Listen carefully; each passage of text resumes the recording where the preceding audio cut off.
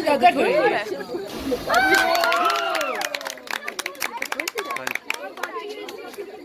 want to try it. Try it, try it.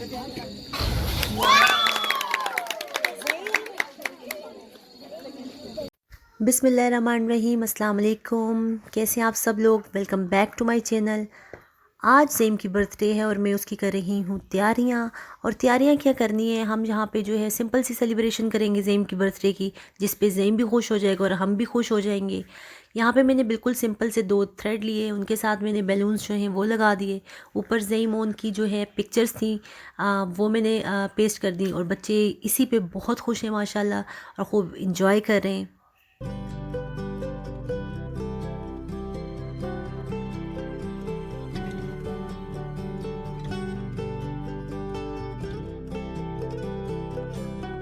ज़ेमोन ने तो अपनी मर्ज़ी से कपड़े डिसाइड कर लिए और ये हैं मैडम हरमैन के कपड़े जो उनकी चच्ची जो हैं वो पाकिस्तान से लाई थी।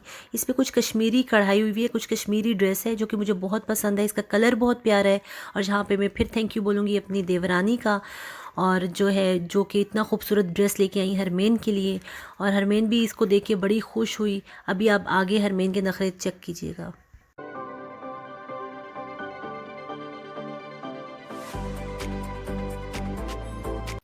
ये हमारी चीफ़ गेस्ट जो हैं वो आ चुकी हैं और आप इनके नखरे चेक करें। इन्होंने आज फिर वही हेयर बैंड लगाया है और साथ बिंदिया, और जब हरमैन पर्स उठाती है तो वो किसी को लिफ्ट नहीं करवाती। और भाई जो हैं वो बेताब हुए हैं कि हरमैन को प्यार करें, लेकिन हरमैन जो है उनके काबू में नहीं आ रही। यहाँ पे देखिए वो पीछे की तरफ चल रही है और ज़ेम जो है वो उसके पास आ गया उसको प्यार करने के लिए, लेकिन हरमैन जो है अभी खुद से फिर उठ के चली जाएगी। No lift.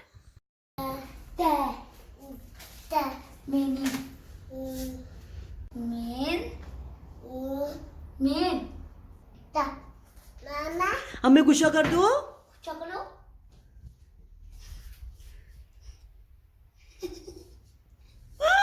बस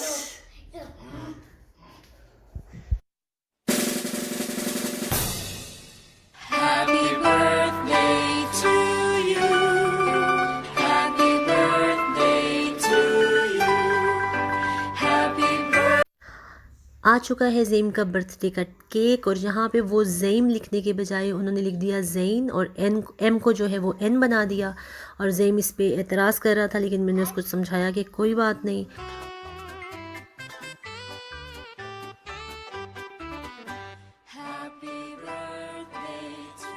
birthday to you, happy birthday to you, happy birthday dear ज़ेम।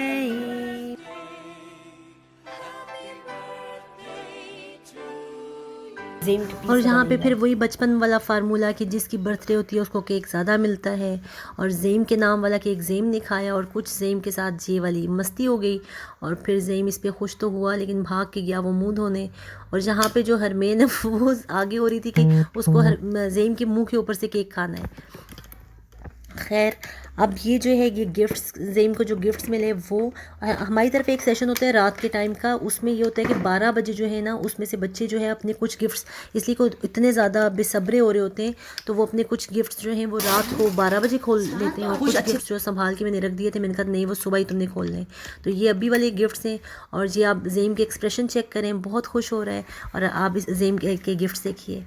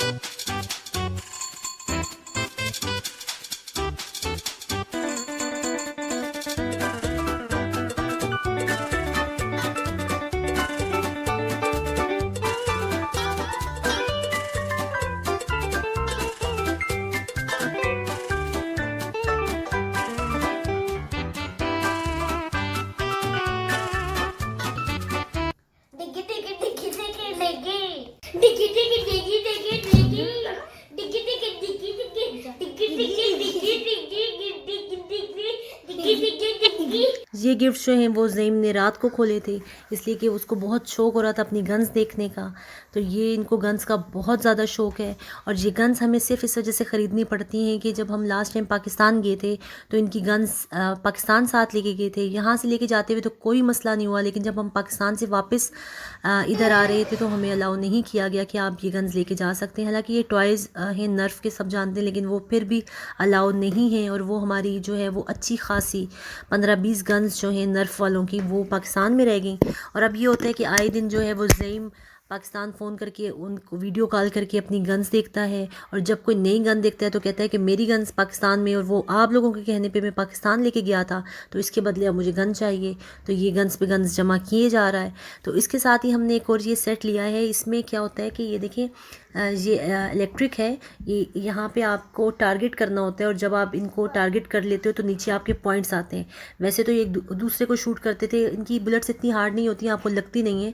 और ये इसके साथ जब 3 दफ़ा आपके पॉइंट्स लग जाते हैं तो वो आपके नीचे स्कोर आते हैं। तो ये एक इंटरेस्टिंग सी चीज़ है, मैंने कहा आपके साथ शेयर करूँ। अगर आपके बच्चे गन्स के साथ खेलते हैं और वैसे भी निशानाबाजी तो अच्छी चीज़ है, तो उनके लिए जो है वो फोकस अच्छा होता है बच्चों का। तो ये एक अच्छी चीज़ थी, मैंने कहा आपके साथ शेयर करूं।